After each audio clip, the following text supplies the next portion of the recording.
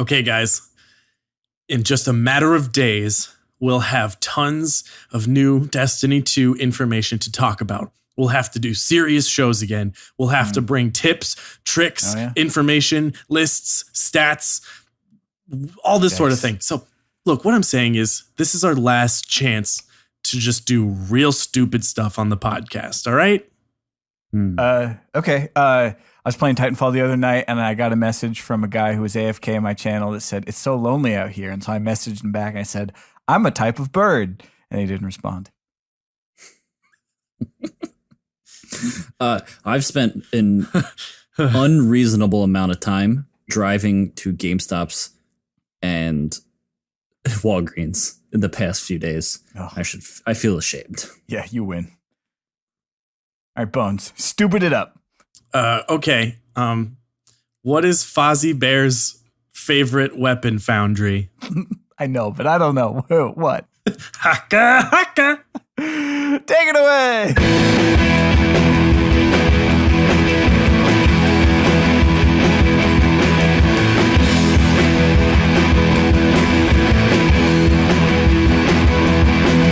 I'm so done with sitting around just hoping you'll come crawling back to me. When that day comes and it will come, I'll be long gone and I will be happy. It'll be your worst nightmare. Well, boys. Well, Yeah, well, the well, home boys. stretch. Well, boys. Well. I'm surprised y'all are listening. In all fairness, we do actually have a couple real things to talk about this week. And we are going to do you a special favor and talk about them up top. And then we're going to have a little bit of fun because we are at the tail end of a lull. And it doesn't feel like a lull because it's right around the corner. But when you're making a podcast about the world of Destiny, it is very much, in fact, a lull. So welcome to a final weird as episode of Crucible Radio, your show for all things Destiny, PvP, and such. PvP? And such. Yeah. I don't even know how I said PV it. whatever. Yeah. It's just Burns is at the end of his rope right now. My rope. It's My rope. We're gonna do like hard resets. We're on our sliding brains. into Destiny 2 Yeah, here. no, stumble. You know, you ever tried to slide, but you didn't get the slide part, and your cleat gets caught in the dirt, and it pops you back up, and then you just end up falling forward. That's what we're doing into Destiny 2. Yep. Little League was But, fun, guys. All right, No, it wasn't. I had a great experience and definitely grew as a young boy and learned lessons from sports that taught me how to be. I don't know how to. An angrier Destiny player. My favorite flavor of Capri Sun. I kind That's of what I tapped learned. Really out. like the Big League Chew. That's what I found out. Oh God, as just I putting played Little as League. many strips of that in your mouth. Yeah, no, that's good. I kind of tapped out around bat sports in the T-ball era. Well, you know, your baseball, your cricket, your softball. What? Oh yeah, fighting. I remember. Ah, yes, cricket. Well, you know, some people. And then I remember we had an exchange student one year, and my sister, I got a younger sister, she was still playing T-ball, and we went to go watch one of her games. And he didn't know about baseball really, but he was watching it, and he's like, "Isn't the pitcher supposed to throw it?" And I go, "No, it's T-ball." He's like, "What?" And I'm like, "Yeah, you see that thing looks like a giant golf tee?" He's like, "Yeah." And they're like, "Yeah, they just set the ball up on that, and the kids just try and hit it off, and they still miss a lot." And he's like, "Huh, got a lot to learn about America." Anyways. A lot. So about that news up top, it's Crucible Radio. We focus on PvP. I'm Bones. That's Birds and Swain. And Hey guys. look, Can I take a minute here Oh, and rub it in Birds' face that the other 3 subclasses are coming back? yeah, right I, there. take There that. it is. I guess I straight up made a call in a previous episode and straight up got that one. And it's like, Well, to be fair, I still have an out. It is not confirmed, but it does seem like. So why are we saying this? Well, we had some gameplay revealed. 90 minutes of gameplay. Man. Nonchalantly released without a lot of fanfare on a non-Bungie channel. So that, I guess, is the thing that happens now. And we caught a bit of a glimpse of some stuff. Yeah, it coincided with Gamescom over in Germany, where it's essentially like E3 Up over is there. down, north is south. The water Things swirls release around at the 7 toilet in a a.m. and strange you're like, way. why is there a press conference at 7 a.m. my time? I don't know.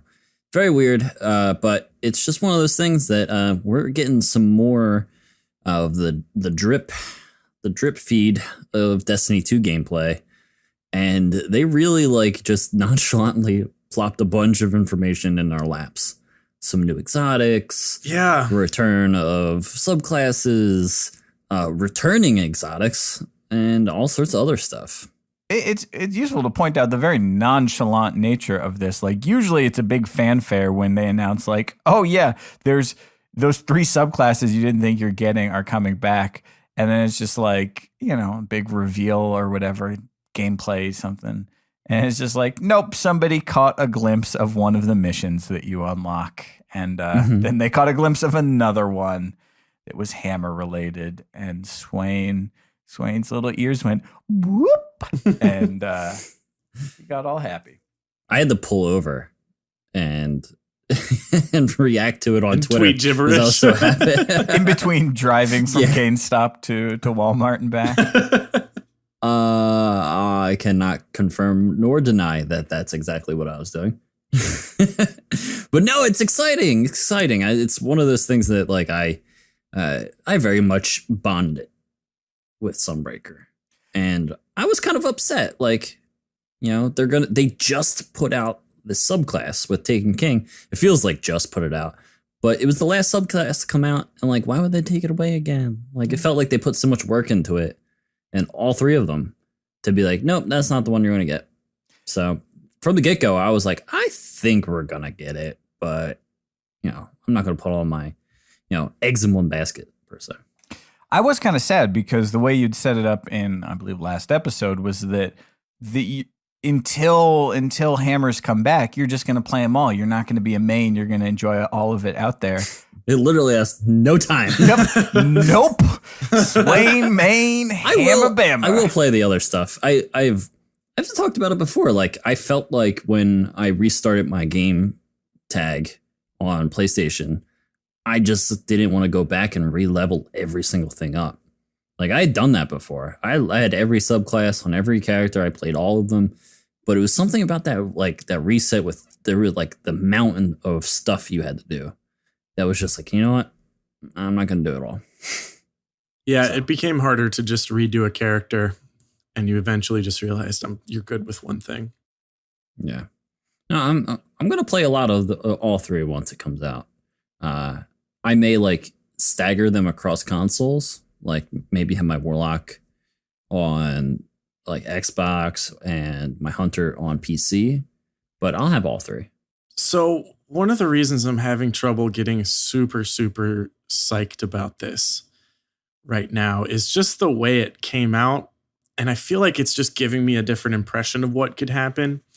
I had sort of guessed that they would be hidden and maybe come out later and do quests, because we always talked about how those subclass quests are just like the coolest thing.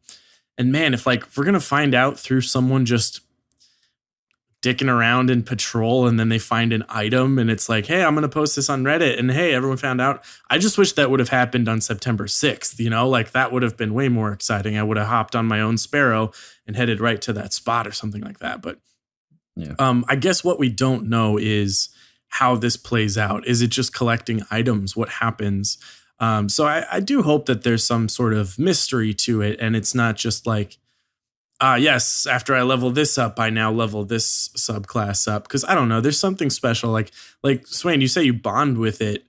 I really bonded with that story mission, that specific go capture the storm kind of thing. And I definitely want moments like that.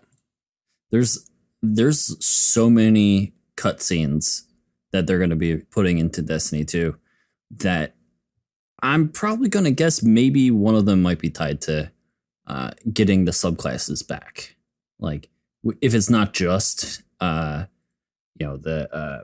it's not just like the new ones, like the Sunbreaker, the Night Stalker, and the Stormcaller, maybe it's all of them. Who knows? I'd imagine that they put some thought into it. And after having gone through that in Taken King, I feel like they don't want to like go back to like just getting items and stuff. Like they want to play up like how grand getting these subclasses would feel.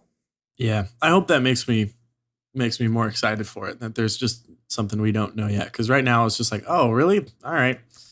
Yeah, I kind of struggle with that. Like, there's a lot of footage out there. I mean, you can watch a lot of the game, and I'm torn because, like, on one hand, I want to like be able to talk about stuff here and be informed, but at the same time, it's like we're so close. And real talk, the gameplay, the people who play in this footage are so bad, and they just do everything wrong, and it's so aggravating to watch them. I would rather not have my first experience of the first 90 minutes of the game be watching just like metaphorically sitting on the couch as your friend who cannot play video games refuses to hand the controller over. I'd just rather play it for myself. I will say I did read a review of the of I think it was some leaked footage that got taken down or something, but like some extended gameplay, and like the experience of the people playing it was like, yeah, it is hugely engaging. It is super well integrated. It doesn't feel grindy at all. It feels cohesive and a huge improvement over a lot of the same progressions that we saw in D1. And that made me happy. That's kind of like about the level I want to keep it at for now. Yeah. I think this is the limit. Like, it's really hard to do a podcast when you have to be so tied into everything. I'm just glad I don't have to do like YouTube videos all the time, like some of the other podcasters do, because I want to save some of this. Like, there's some, I don't want to know everything, not everything, but I want to know as little as possible going into, a couple weeks, like 2 weeks from now. Like, I want to know almost nothing so that everything is fresh. I'm experiencing it with everyone else that like is fresh, and if like it just feels good to me. Like I want that, and I think this European Dead Zone gameplay, I've watched maybe a minute of it tops, and I think that's it. I think that's all I'm going to ingest from here until D2. Yeah. I think it's strange, and not that I want to make the whole episode about like how do we get information, but that reveal trailer that was posted by Bungie, like it's a little corny, but it was fun. It gives you a sense, and you think, wow, okay, cool, more stuff to do. What I thought was the best was the Hawthorne video. They're doing little profiles on multiple characters, and right now we've seen Cade, who we know, and Hawthorne. I thought that little thing was awesome. That was such a cool way to go, oh, great, I get a sense of this character, but I haven't seen a whole cutscene. I've seen 2 lines from it, and if I know that's all there is, I'll watch it. But when I see 90 minutes of gameplay from Game Informer, I'm like, I can't possibly click that. Yeah. Like, regardless of who's playing or what they do, I'm like, I can't possibly just experience 90 minutes of this game via YouTube. Like, that just seems rough. But luckily for us, we do a podcast where we talk about it. You guys aren't listening and visualizing everything, and we can say thank you to other content creators for picking out the interesting parts. Speaking of interesting parts, a couple people picked out some gameplay of new exotics, new/old, actually, exotic weapons. And for another shockingly casual reveal, but some exotics are returning to Destiny 2, and we've got a Void Hardlight, as well as a new pulse rifle called Graviton Lance, which I think is one of the more beautiful guns I've ever seen. I mean, Graviton Lance is cool, but I've been saying to myself for months now, if I don't get my hard light, I'm gonna lose my mind. How you gonna just casually keep talking, Birds, when you drop a weird ass photo in the chat? I can multitask. Here you go. Pizza burger hot dog. It's what? Dr. Oetker's our original pizza burger hot dog. I like how pizza burger is one word, but hot dog remains two. Also, why is that $20? How many pizza burger hot dogs do you get for I believe that is this is somewhere in Europe. Maybe that's 20 kroners or 20 pence. Nobody knows. Someone's like 20 stupid pence? Americans and their pizza burger hot dogs. I mean, it's we don't not eat 20 those. euros, but yeah. I've never had a pizza burger hot dog.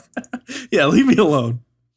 So the mechanism here is that they've sliced up a hot dog. I swear you were embedded it in pulling us back cheese to Destiny 2. between. And then you were talking about the pizza burger hot dog Bring it back. mechanisms. Bring it back. Bring it back. Bring it back. Please, Bring it back. please do. Okay. Please, I'm so sorry.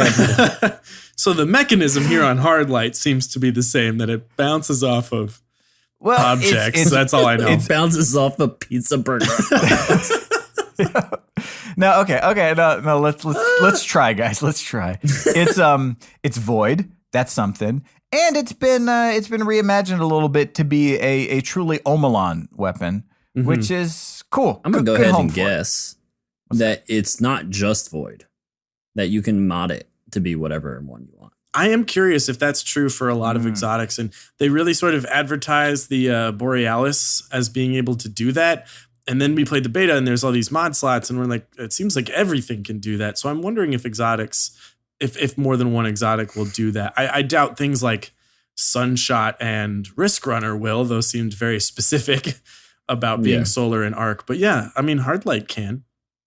Yeah. That's interesting. Well, also you have to wonder. I guess that's going to be in your elemental slot. No, I had that same thought. It is the elemental, and yeah, for a split second I was like, hold on, elemental damage on primaries, and then I remembered, oh, you can just put it in that other spot. So I think we'll avoid that issue. Well, and you guys have revisited the mod question.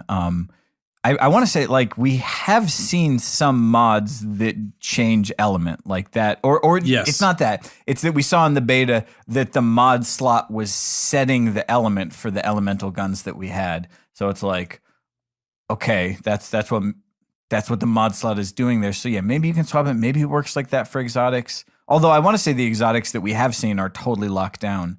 But then also another note, and I believe this was from the Gamescom footage. Deej said, the mods will, quote, will not give a competitive advantage. It's like, okay, I kind of wish they did give a competitive advantage because I like collecting bits and modifying my other things with those bits. What does that mean? And that walks a fine line too. We were theorizing a little bit about this earlier today. Like, okay, maybe it's not going to be crowd control where it's just straight up changing the time to kill, but like, what about a range booster? Like, that effectively changes damage. I want to say also that, God, was it? I believe it was Dan. Shout out to our hardworking friend Dan, who had seen some footage of what's that? What's the elemental hand cannon that we played with? Sunshot. Not the non-exotic one, the one that we played with in the beta. Oh, Minuet. Minuet with an outlaw type behavior. And so maybe like the outlaw perk kicked in. So maybe like that's the kind of thing because, the one we played with didn't have that. Maybe that's what the mod slot does there. Like it could do that. And outlaw kind of walks the line of, it's not increasing your time to kill, but maybe it's a perk, right? It's a perk, but not a competitive advantage one. Yeah, I see where you're going with that because it could be that that's just your player preference and it's not making you better at killing, right? Right. They don't want to Twilight Garrison this. Yeah, you get more opportunities to get kills, but you're not getting them any easier. And someone using some other different perk has the same sort of situation, like their grenade goes faster or whatever. It's really interesting to parse those words from Deej, but at least we'll have something mysterious to find out. Let's see. Well, there's of course one more exotic that we do officially know about, and that is, and this is probably I believe the most detail we've ever heard on a armor exotic. Mm-hmm.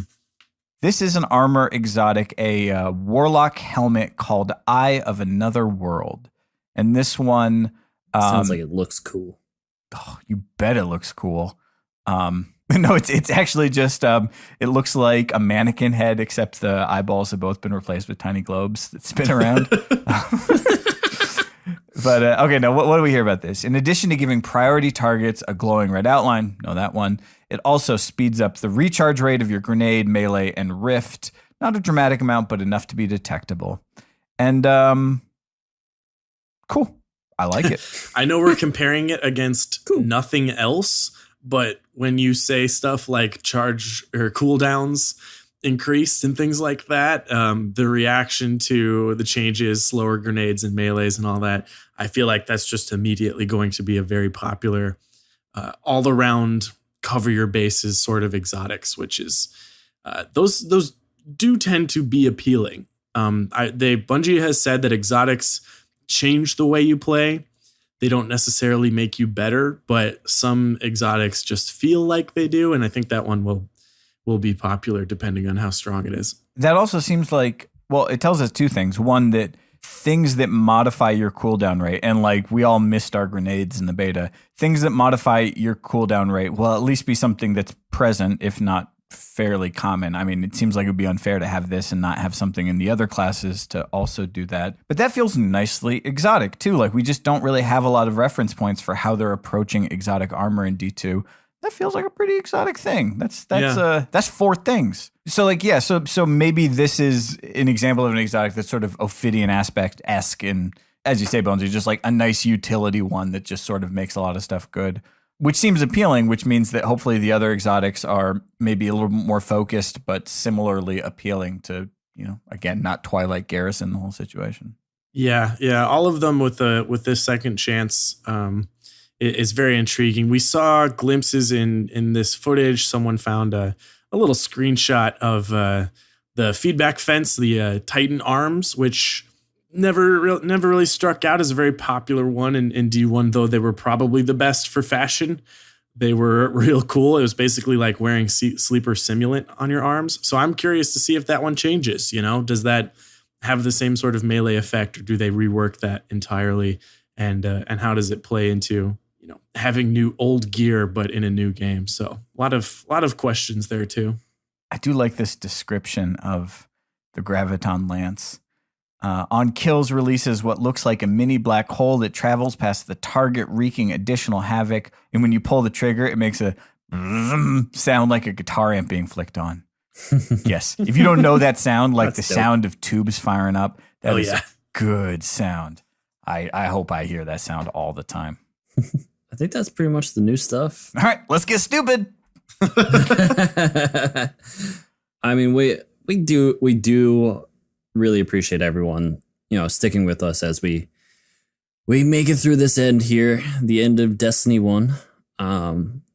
Lots of memories. There's lots of stuff that we will definitely miss, but making a podcast about PvP gets hard when you are about to switch games, essentially. Yeah, it really does. We did our back to basics, but we're gonna do our best and make it this last. Got one more week after this. Yeah. That's another thing, is that next week our episodes launch on Monday.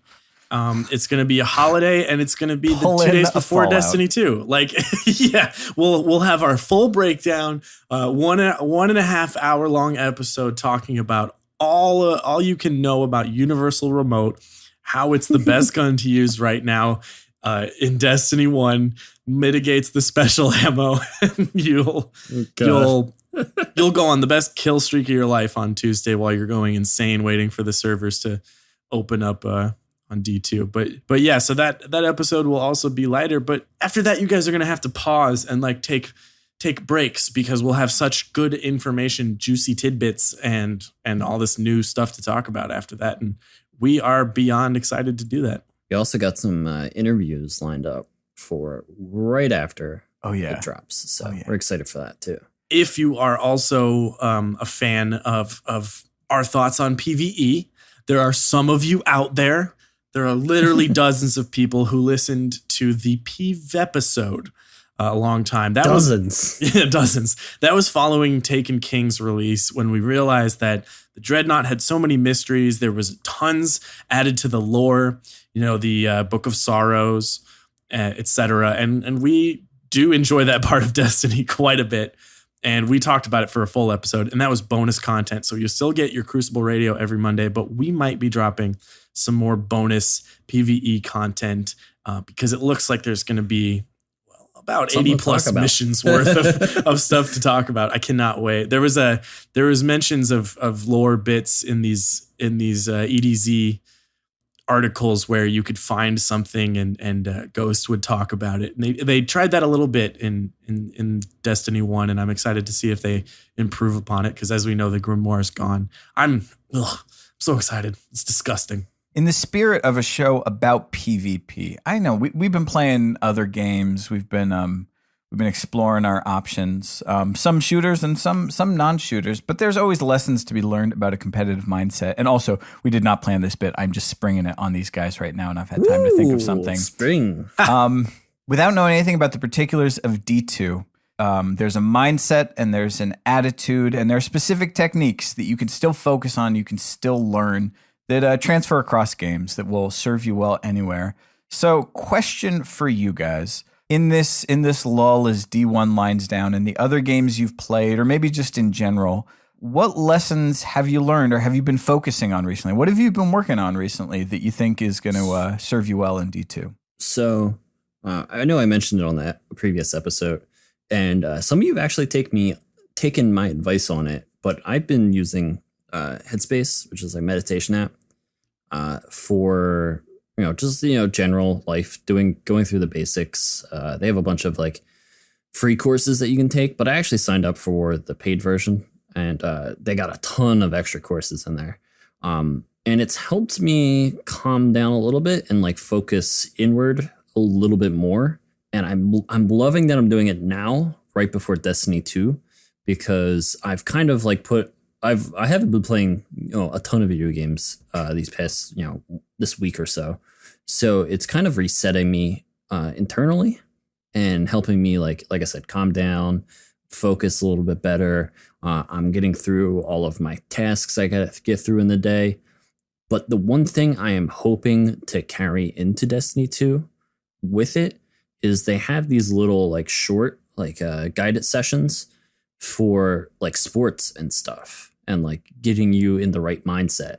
So think of it kind of similar to a sports Steve, thing, like working with him right before a game. I'm hoping to go into a night of Destiny 2, where I'm going to focus on PvP, maybe do one of those and, carry that into my habits of Destiny 2. Yeah, Sven, that's a good one. Bonesy, what about you? So this might sound like a stretch, but hey, you sprung it on me, so fine. I know what you've been playing recently, so I'm really excited to see how you do this. Pull it off, man. Yeah, no, I think there's something here. I've been playing Hearthstone. I've been streaming it. It's really fun. If you're not familiar, addictive. Hearthstone is a card game by Blizzard. Yeah, and you play as little characters from World of Warcraft who have little, passive abilities or things like that. But it's attack for 6 damage, take 4 damage sort of thing. And I am not good at it. I am real bad, and figuring out the meta is very difficult. And just figuring out the right way to play has been a struggle. And chat is usually helping me. But one thing I quickly have begun to adjust is how much I do all at once. So you get 7 mana, say, a turn, right? And that means you can play up to 7 worth of something. You might have a card that's worth 7. You might have 7 1 cards, right? You get what I'm saying. When I have that, I see the 7 and I'm like, okay, this is a thing. And I'll just go, all right, 3 cards. I played everything I possibly can. I have no energy left to do anything this turn. Now my turn's done. As opposed to playing one thing and then going, you know what? I'm going to see what happens. I'm going to play this. I have 5 energy left, but that's okay. I'm good. I'm not going to use it. So it kind of relates to when you push with stuff. What's your attack mode and when do you play on defense? And so I can kind of actually see how that relates to decision making in a game like Destiny that's ability based, especially Destiny 2, because we have these slower cooldowns and it means more when you throw your grenade. It's not going to come back in 3 seconds if you're a Void Walker this time. It means a lot. So I've also been occasionally still playing Destiny 1. I know, crazy. But I'm in the Crucible Radio Discord scrimmage league. And my team, shout out to True and R6 and the Dans. We've been working on stuff together, and it's kind of fun to still do that. But playing sweats, oh boy, you remember you can't just rush in if you don't have a melee up, especially when I'm the Stormcaller of the team. And you realize, like, I have to make a smart decision here. I cannot just rush back in. I cannot just throw grenade as soon as I have it. As soon as I have a melee up, think I need to sprint in. It's all about the control and how much do I use it this time? When do I pop my ultimate move that will hopefully give me a big push? If I throw all these cards down and then my opponent in Hearthstone has one that says deal 4 damage to all enemies, and you're like, oh, all right, I just played my whole hand. Same thing. I cannot just pop my Stormcaller if I know that they have a Nova Bomb and a Fist of Havoc just waiting for me to blink through a door. So it's control. It's about playing. It's not playing with the cards you have. Yeah, and also not blowing your load is what I'm trying to say. Yeah. Well, that's really what it is. I was hearing someone talk recently about what he called MOBA style abilities, where you have 1, 2, 3 different abilities. So grenade, melee, super. They all have different cooldowns, and that they all tend to lend themselves towards comboing. And there's a sequence that you have to use them in for maximal effect. Mm-hmm. Whether you think that's a good or a bad thing or not, Destiny is certainly, it has made steps in that direction. So yeah, there's always that question. Do you know what your abilities are, and do you know how to use them at the right time and in the right order?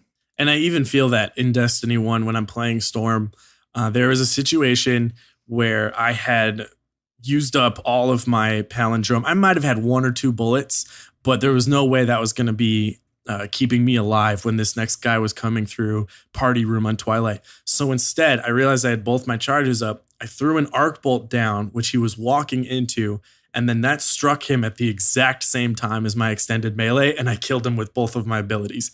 No bullets fired. People will say it's fake, but it actually happened, and I was like, oh, wow, I knew when to use all my moves rather than try to save one and then definitely die when I don't have bullets. It was cool. I'm getting good, guys.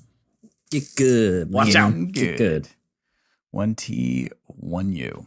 Well, I've been talking about it for a while. I love this game. I've been playing Titanfall 2, and there's a very technical skill I found myself really forced to work on recently. There's a gun in Titanfall 2 called the Alternator. This is my favorite gun. And this one has a really interesting sort of conceit to it, which is that it's an SMG, it's got a small mag, it does a lot of damage, and it's generally kind of viewed as a close range weapon at first.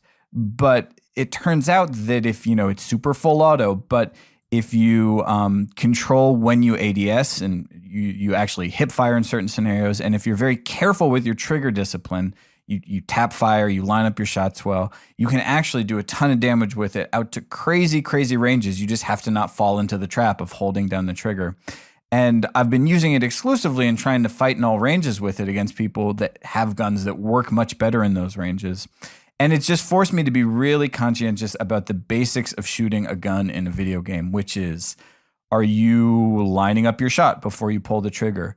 Are you controlling for predicting and compensating for recoil? Are you, when you land your initial shot but you miss your next one, are you holding down the trigger and trying to swing it towards them, or are you stopping, resetting, and making sure that you land your shots before before the mag is empty, you have to reload and the engagement is over? It's one of those things that, at least for me, I have to work consciously on. I have to tell myself, don't hold down the trigger.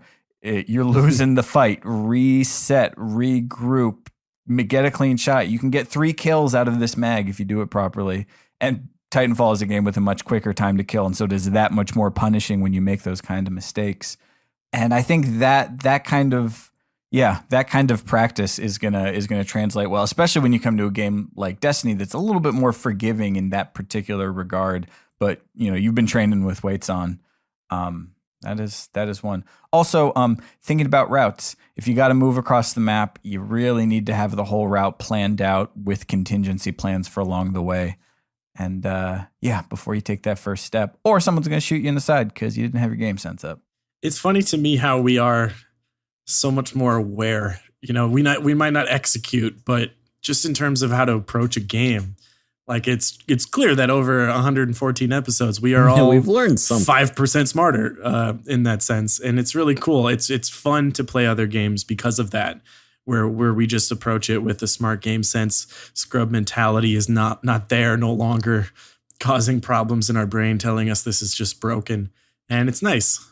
It's a nice exercise to be able to do when you're going into a new game. It's like, how can my current skill set translate to that game, and what doesn't translate? Because analyzing it from both angles gives you the feeling of like, oh yeah, well, obviously I'm not going to have to worry about my movement speed because it's capped in this other game, or ADSing isn't even a thing in this other game. Like, let's focus on like, what are the pros of hip fire? Like, can I learn from this game like to better hip fire in other games?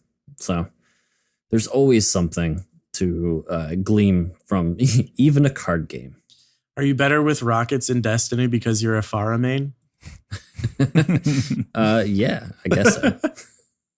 Oh, good. Great. When I asked, I realized if you said no, that'd be a problem. I'm honestly scared of Mercy now. Like, she's just going to fly up to me and shoot me in the face. Oh, that clip with Flight of the Valkyries is dun, dun, dun, dun, dun, dun. Oh, perfect. But that's it. We got to put $1 in the Overwatch jar if we keep going here. Damn it. All right. Well, anything else on the very real world of Destiny 2 PvP or getting good in video games in general before we get to the second half of the show? Oh, man, I'm ready for a fresh challenge. Yep. That's it. Bring it on. Something new to analyze. Yeah. Well, I think this is probably the best time in the podcast for us to introduce our musical break. Let's do it. We got some fun stuff coming up after this. I can't believe. Well, it's not an interview, but let's say it like this. I can't believe we found this stuff. I thought this stuff was gone, but yeah, so did I. Hey, that's what happens when you do some cleaning out. You know, we wanted to go through the files before the sequel, and now we had all this stuff just sitting there. All the history of Destiny 1. Yeah, just get rid of it. Cleaning the vault. Musical break! Music.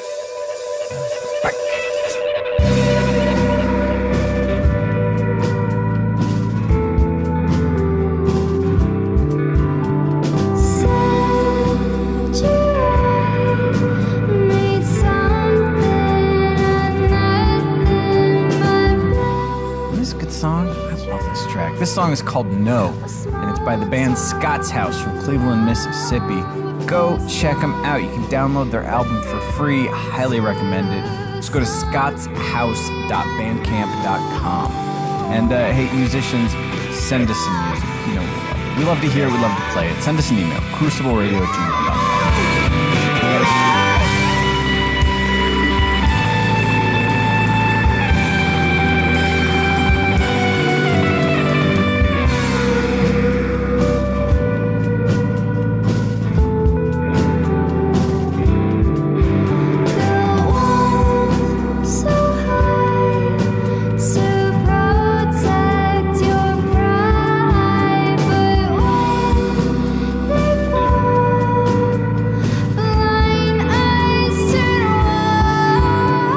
Welcome back, everybody, to the show. We do not have a guest this week. Instead, we have a special treat. Nice way to sort of cap off this Destiny experience before we head to D2 with a trip through the Crucible Radio archive. But this is not a clip show. No, it is not. We uncovered some stuff that we originally recorded, but we thought it was lost. I didn't even remember recording this stuff. Yeah, well, what happened was very early on in the lifespan of Crucible Radio, bit of a dark spot on our history that we haven't really talked about ever, but there was a fire at the Crucible Radio studios, and a lot of things got messed up. And I'm really proud of it, how we recovered. But it meant some content just was gone, and that sucks. But luckily, we're doing some cleaning before we start D2, before we launch into a new era. We reached out to the Smithsonian. They started doing some repair to the files. Yep. To uncover the true audio underneath. Mm-hmm. And then, of course, hand it off to Andrew, who adds his signature special effects. And I never thought these things would see the light of day. A little peek behind the scenes. But all right, guys, let's talk about this first clip.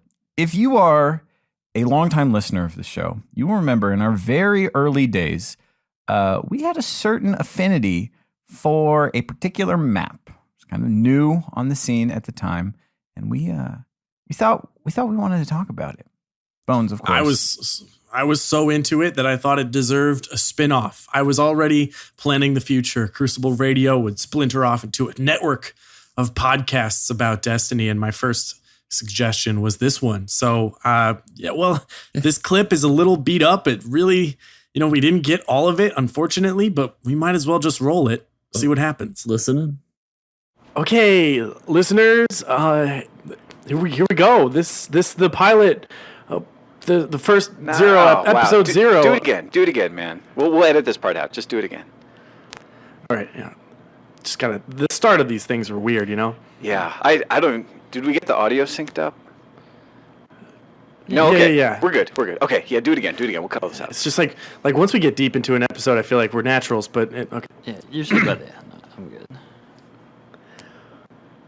Welcome to Cauldron Cast, the spin-off Crucible Radio podcast that's all about one map, Cauldron, the best one, the coolest one. I mean, it's cool and all, but to be honest, it's a little scary. Starring me, Bones, Swain, who you just heard, and Birds. Hey!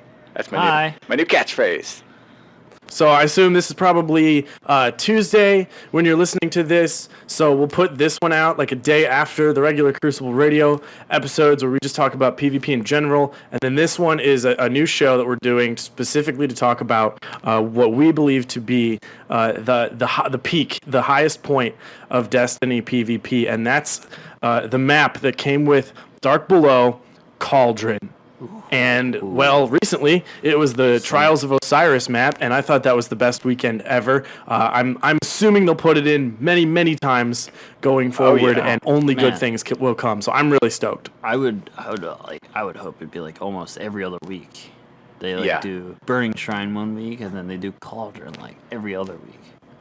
Yeah. You got to rotate, the most competitive maps because even though there's a lot of cool options, it's clear which ones stand out as the best. This being one of them, top 5, or in my perspective, the best one, even over Burning Shrine. Yeah. Top 1. Look, this map has got everything. It's no surprise that we have to do a show about it. Cauldron, it's shaped like a circle. It's on the moon. There's different colors. Different colors. Yep. Really nice touch there. You got a lot of different rooms. It's super competitive. The spooky bones everywhere. Oh yeah, just like the setting, the art. Like, I can't tell you scary. How many times I played those Dark Below missions and thought, this is the map. Give me the map. And finally, it's here. And also, guys, I think this is one of the most competitive maps because it's circular and there's lots of hallways and that. And doors though. Oh, doors that's are like true. the most competitive part about it. Yeah, that adds a really intense element, I think, is adding doors that you just don't know what might be happening on the other side, but you need to get in there. It's a really interesting mechanic, especially in Trials, which, as everyone knows, the capture point is inside where B flag would be if you're playing Control. That's where it is. Man, yeah. Now, there's just not enough, maps with doors on them like Cauldron. Not enough. Yeah. Oh man, I hope with the rumored upcoming expansion, we get more doors on maps. Yeah, that'd be great. That maybe would be nice. one on Mars. We don't have many Mars maps. Yeah, This is my big doors. This is my big prediction: is that we You know what this is like now. When you've got a trials team and you're standing around that doors, that what we're really lacking as a community is good call-outs for who's going to be the guy who goes and stand next to the door to open it up. And maybe this is where we figure that out. I mean, this is going to be a key strat in every team, every match on a map like this. So what do we call that? Is that the unlocker? Like, what's that call it? Like, go unlock. I'm in position. Keymaster. No, that sounds good. Keymaster. Yeah. Go unlock it. Well, call-outs is a recent thing that we all just learned about, the three of us, and we talked about it. Maybe we haven't even broached it on Crucible Radio, but they're pretty helpful in this map. It's really good to identify it by colors, I think, guys. That's sort of my thoughts, is that we could just only go by colors. Except and if you're definitely colorblind. That's a little right. tougher. That does require some words, but what I'm trying to say is, I played it with someone, and they kept calling that one room Bones. And it's really confusing, and I just want to stop right here, right now.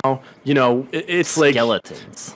it's still fall 2015, and I can just see myself in some sort of like sweat league in 2017, playing 4v4, since we'll have custom matches someday, and everyone's calling out Bones, and I'm like, what do you need from me? And it turns out they're just talking about that room, and it's driving me crazy. So let's just, like, right here, right now, no one ever call it that. We'll call it green. I don't like Spooky green. calcium room. I think we should call it, we should use A, B, and C, right? Those are good call-outs. Everyone plays Control. It's the most popular I map accept type, it. one of the most competitive. And it's clear, that's what people know. That's where people learn, and that's where they stay. Gotta say, this is a great, great Control map. I love it when you're on the capture point and you just like, you're kind of looking up and you're just peeking, and then they try and run in, but you've got that angle and you can go into that tunnel. That's a spooky tunnel. Oh my god. Yeah, I think I think honestly it plays good on. I think it honestly plays well in Control, Clash, Skirmish, Salvage, Rumble, and Trials, and all. Well, I guess that's all of them, all modes. I think it's just great. Yeah. So like we've been talking to Fizzer a lot lately, and Yeah. what do you Preaching the guys wisdom. think? Like, what do you think is the Fizz setup here? Yeah, this is a tricky one. Now, the standard Fizz setup is find A on the map, and then kind of back up a little bit. Back up until you're in a corner, and you can watch all of your angles. But I don't know if that works on this one, because you just have that tough 180-degree split. There's no getting through it. I did watch Fizz playing this in a Rumble game, and Yeah, I think you linked me that video. that's a good clip. And what he did was he just stood on the heavy bridge the whole time. Just turned left and right and left and right and left and right. And Watching the doors. The doors. Yeah, we should put that clip in the show notes. So make sure to watch it, because it's very helpful. But guys, I have a question. We've been playing a ton of Trials, trying to go flawless for the first time, and we're so close. But there's something about heavy round that always just sort of makes everything just go wild, and I don't know what's happening. never So do win you guys heavy go? round. Do you guys go top heavy, or do you guys go inside? Man, I like to go to inside. This is a little bit easier to control. But man, I wish they'd just put like the solution's probably like maybe just one heavy.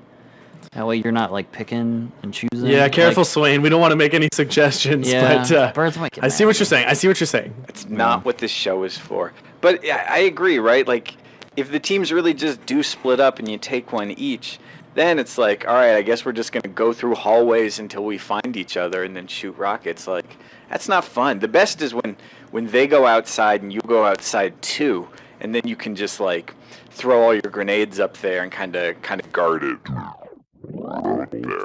Yeah.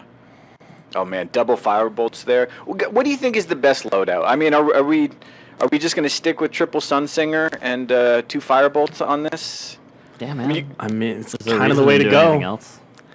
You know, I don't- Although I will say I've been really vibing with Arc Bolt and Lucky Raspberry combo. It just works like a dream. And guys, don't hate me, but I'm even using a little bit of Thorn, and it's pretty good. oh. You're See, the worst. I disagree. Everyone uses Thorn shotgun on every map, but I think on this map, I I have an idea for a segment we can do in this show.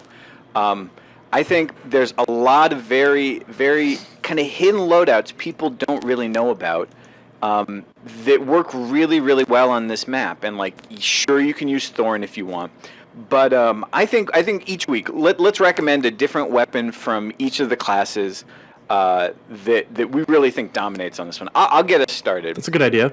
Sure. Let's start off with a pulse rifle. Now, pulses, I know you want to use bad juju, that's the hotness, but there's a legendary pulse rifle that I think a lot of people have in their vaults that I think is a perfect fit for this map. It's Strange Suspect. You guys got one of those, right? Oh yeah. Yeah, for somewhere. Sure. It's. I think it's on my hunter. Oh, I didn't even I'll know have you to- made a hunter yet. That must be new. I'll have to like stop by the tower and check. That's it. I know it's annoying to have to fly to the tower, but go pull this gun out. It's got a very high rate of fire and a good range stat. So when you're doing those long pitched battles, this pulse rifle, it's sweet, man. This one just fits. So Strange Suspect, that is the meta on this map for pulse rifles.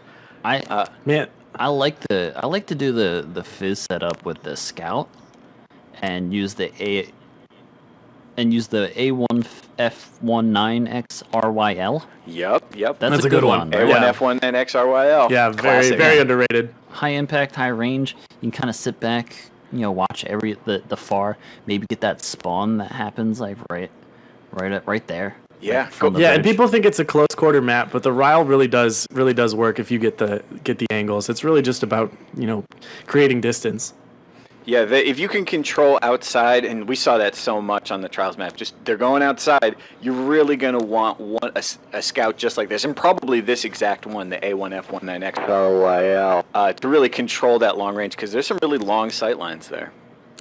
Okay, so besides the A1F19XRYL, I would really have to recommend, even though they're nerfed, the Dr. Nope, because I think what's satisfying is just getting a kill with an auto rifle that people don't expect, because no one uses those anymore, so people don't know how to react to it. Well, and this one's a total sleeper, too. Yeah, I kind of predict that these like really, high rate of fire ones will come up, because the Vanquisher's all but done, and it's time for a new type of auto rifle, and I think people are gonna like it. The bullet hose. Yeah. Don't let me catch you with the Suros. Not anymore. Some people I still haven't heard yet. Suros, not as good anymore. Not that great. Yeah. Well, then I guess we gotta finish it out with the hand cannon. And I know you want to use Thorn or Last Word, but I've got a hand Don't be a cannon. scrub. You might know this is one of the classics, and I think again because we've got some long sight lines, you really want to maximize stability. That's of course probably the best legendary hand cannon in the game, and I suspect to be the best one in the legendary hand cannon in the game for a long time. The Devil You Know. This is such a solid gun, and that high stability stat, it makes all the difference. That is the stat you want to maximize on a hand cannon. Yeah, now that we can bring up any gun using etheric light, I mean, it's just a no-brainer. This is a great legendary hand cannon that you can keep, and then you can put an exotic, like Patience in Time or something in your secondary. So it's an all-around pretty solid choice. Yeah. All right, well, episode 0 of Cauldron Cast. I think. I mean, normally this is where I do the plugs, right at the very end. Oh, sorry. It's like tell them to go like to the website. Birds, could you make a website for Cauldron Cast? Yeah, we need a website for this podcast. I think that'd be great. Let me go buy the domain name. It'll take me like a week to put the site together. So Yeah, it let's shouldn't get be the that long, domain right? name now. CauldronCastPod.com. But before we do that, guys, we got a special guest coming on, and not what you'd expect. We don't have a Destiny player because this is not Crucible Radio. This is a brand new and entirely separate show. Instead, we wanted to get someone who we think is going to give a really unique insight to what Cauldron is all about. Well, we wanted to do up the first episode of this podcast real big. We are blown away that he was willing to come on the show. So after a quick musical break, please welcome our very special guest, Buzz Aldrin. I can't wait to ask him if it was actually as spooky when he was there. I mean, I think it probably is. Not as many bones there yet, though. Yeah, he contributed a few. As long as there's no spiders, I think we'll be okay. Roll the tape. Yeah, we never. I think we had high hopes for that first episode. We never actually got Buzz Aldrin. We were sort of in talks with it. Well, we'd emailed his people, and they never said got he was back coming to us. on. Yeah. Yeah, we might have been a little preemptive with that. Part of the problem is that we did record ourselves in our excitement saying that and just made it the only way it could work. And at the time, I was editing the shows, really not as experienced. That was literally the only reason why. Yeah. And then once I realized, I was like, oh, we have to get Buzz Aldrin because that's who we said on the show. And then that took forever. So we just kind of tabled it. And eventually it just sort of fell in the back of the archives. But it's pretty cool to listen back to hear our thoughts so long ago and how our mentalities were just shaping. Memories. Yeah, we made a lot of big predictions that some of them panned out pretty well. Yeah, some of them seemed surprisingly prescient. Like Swain, you had some really good guesses, but that's history, man. The world is weird. Yeah. I remember the day I dismantled my A1F19XRYL. Oh, I had to make room in my vault. Like there was no room left. Yep. Yeah. I had to make room for the Dr. Nope I got. All right. Well, so we do have another recording. Actually, I don't really know what this is. Andrew found the file and he just said he's going to drop it in. So we should introduce a previously unreleased pitch meeting. All right. Well, Yeah, Whatever that means. We were on a roll for a while. I mean, you had mentioned in Cauldron Cast that this one's going to come out on Tuesday. The plan was to eventually have a podcast come out every single day of the week. We were taking pitches for Thursday, and this one was right after the Kells Angels Classic, and we'd worked. Our team had grown by that point, and Dan, who great graphic artist, go check him out. Daniel Pones just put up a new website. He had a pitch for a show, and we had some good momentum going, and we figured we'd hear him out. I didn't even know this was recorded, but I won't say anything more about it. I'll let this speak for itself. This is the pitch meeting for Dan's podcast. Here we go. All right, hey guys, what's up? Okay, Swain, Birds, thank you so much for meeting me. Dan is about to come in a little bit. He has been so excited about this new idea. He says he's got a great idea for a segment, or it could even be worth an entire spin-off show. So he's just going to pitch, and you guys can be the judges, and we'll just see how it sounds, and maybe we can maybe we can work with him. I mean, are we really looking for content right now? Like, there's so much going on in Destiny, and I don't see that changing the way they're running now. Like, look, I get it. Just he drove from the other side of the country. Swain, can you stop texting, please? Yeah, whatever. Just sure. Let's say it. Okay. All you have to do is listen. All right. all right, Fine. yeah, bring him in. Okay. Okay, Otter, send Dan in. Hey guys, thanks for having me. Dan! I'm really excited to be here. I'm really excited. I think this is going to be the next big thing. All right. Well, hey, we're excited, man. It's good to see you. I'm glad you're here. Poster board? Yeah, you're Wow, really- yeah, look at that, guys. Really professional. That is a prepared. trifold poster board. Wow, amazing. All right. One of those in science fair. Damn. Okay. All right, let's officially get started. This is Dan. He is here to pitch a new segment for Crucible Radio. Take it away, Dan. Okay, let me set the scene for you. The time is winter 2016. We've all done the raid. We've played the new PvP mode. Sure. Well, you know what's really going to make Destiny last? The Plague Lands. What? Wait. What? That's right. Plague Land Radio. Tips, tricks, guides, strategies, and fun. Learn how to grind for artifacts, start the Gallowhorn quest, even how the bounties work. Okay. You're suggesting that we do an entire segment, maybe a spin-off podcast devoted to Plague Lands? Like the PvE area, the patrol? area? Right you are. Now, I have all kinds of ideas. I got patrol routes. I know all the VIP bounty spawns. And, did you know it's a great spot to use 3 of coins? Bones, I don't know how feasible this is. Okay, all right. Dan, okay, sounds interesting proposal. What's the reason you want to do an entire segment about one single patrol location in all of Destiny? How about that? I mean, couldn't you say that the Archon's Forge has perhaps the highest replayability out of any activity in Destiny? I mean, you guys still need Thorn, right? I No. don't actually, but yeah, keep going. This is great. Keep going. All right. Well, no problem. I mean, you can still get armor. You can get a Saladin's Vigil, but not Forgotten, a Ghost, an Artifact. I mean, possibilities are almost limitless. Yeah, that's very true. Dan, I'm loving your energy here. This is great. Thank you so much for coming in. Okay. Look. All right. I mean, we're talking about the future of the game here, right? I mean, you might be seeing patrol carries, speed runs, secrets to uncover. Yeah, maybe. None of that's going to be interesting. Why are we?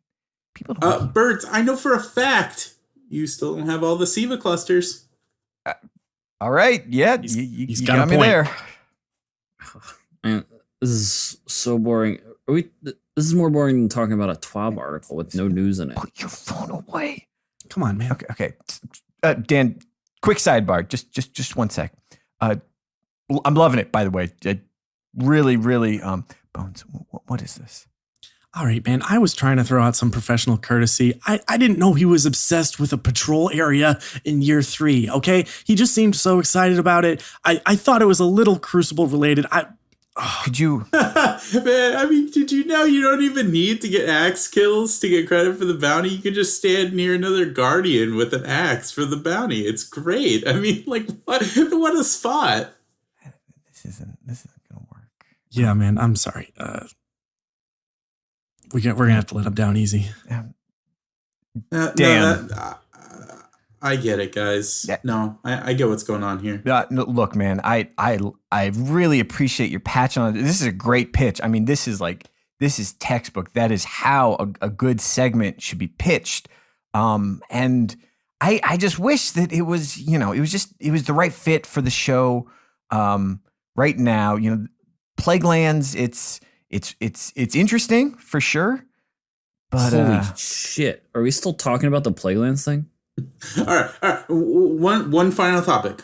Did you know that if you go past the divide into the original spawn point of the game, you can use an Intel relay key, which allows you to unlock like all kinds of different. Otter, Dan, thank you so much for coming in. Otter, make sure he gets back to his car safe. Dan, help yourself to a bottle of water. We got some M&Ms out there. Really, again, thank you so much for coming by. We appreciate the effort. Thanks, dude. Hey, Otter, how's it going? It's crazy seeing a clanmate here. Wait, what's going on? What? Oh my god. That all right, you can't blame me for that. That was not what I expected. Did he not like he didn't prep you at feel all? Nothing. I'm gonna talk to him. That doesn't seem healthy. That's a weird interest in the Plague Lands. It just doesn't seem right. Yeah. Okay. I mean, That's on me. Good to know. Good to know. I guess you never know who a person is. You don't really. What should I do with this trifold poster board he left? Yeah, God, he left. There's so many charts on it. Oh, were we recording this? We can, guys. This cannot. Otter, just burn it. No, don't do that. There's too much flammable stuff in the studio. Stop, Otter. Well, everyone, it's been a fun week. We have one more episode before we reach D2. We get to talk about all the wonderful things that are inside of it. Stick with us. We're almost there. As always, you can catch us everywhere. Crucible Radio, crucibleradio.com. Yeah, I think those are all the places. Man, we are almost there. Just a couple. So close. Is someone here? Wait. Oh, Hey guys, good to see you. Whoa, Dan. Wow. man. It's been a minute, Dan. You look different. I feel like I haven't seen you in a while. You look full of life. I've been in recovery. I gotta admit, I've been in recovery. It's taken me a lot to get to this point. Have you done the 12 steps? Like, is forgiveness? You're gonna apologize to us for your awful idea. There's some I've amends to make. Well, I mean, I'd say awful's maybe pushing it, but I mean, I've turned over a new leaf. That's That's good to hear, I'm man. Ready to, Yeah. I'm really ready to get things just back on in time track. for Destiny 2, man. You're back. I saw that European Dead Zone footage. Ooh. I'm kind of freaking out, man. Oh, it's cool. You know, like it's fun. You can look. It's normal to want to do a bit of patrol, just in moderation, A little man. Just bit of- Yeah. keep it in check. You know. It looks so fucking cool, you guys. I don't know what I'm gonna do. You watched all 90 minutes, didn't you? I watched all of it, man. I watched PlayStation Underground. I watched Game Informer. I watched PlayStation Access. I didn't even know there were so many PlayStation blogs. Oh my Otter. God. I'm so Otter. ready for Otter. this. Otter. Otter! See him out, please. Dan, again, thank you for coming. No, again, it's we're gonna just be so cool. Love you your guys. passion, love your energy. Thank you so You're on a much. great so kick much room for a right podcast. now. And Engineer Andrew, just burn it. Just burn the whole thing. Burn this Burn the- episode. Burn it. everything. Don't call me till D2, okay? There's no